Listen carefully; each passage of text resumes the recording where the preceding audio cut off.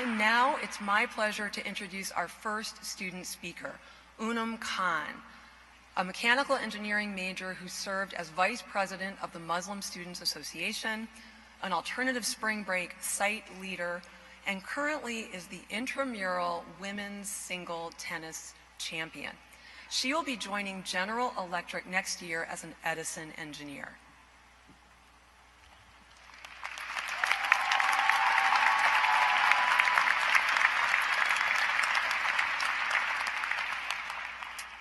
Thank you. Sorry. Thank you. Assalamu alaikum, peace and blessings to you all. First, congratulations to my peers.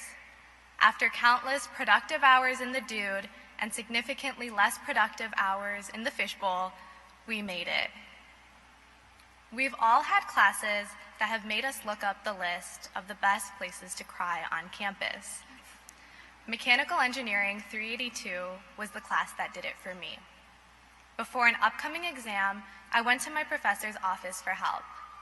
The room was so crowded, I had to sit on the floor as other students asked complicated questions that only confused me more. I left without asking a question, feeling embarrassed and anxious. Later that same day, I was surprised to find that my professor had emailed me, apologizing for not being able to address my questions and offering his availability for one-on-one help. This simple email meant so much. As a minority in the engineering school, it was difficult finding a community. During a time when I felt most isolated, my professor showed me that I belonged.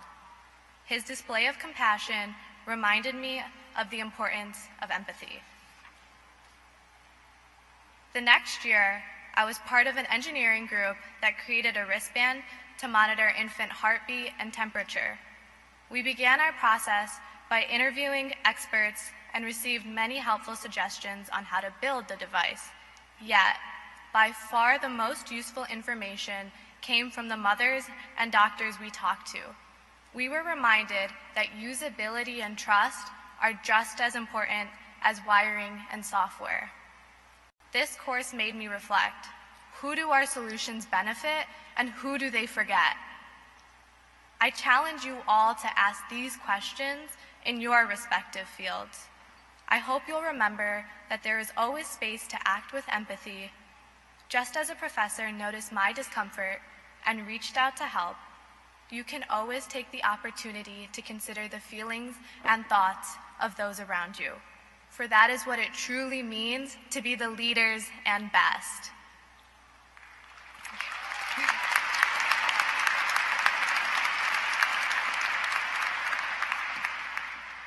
It is now my privilege to introduce the 14th president of the University of Michigan, Mark Schlissel.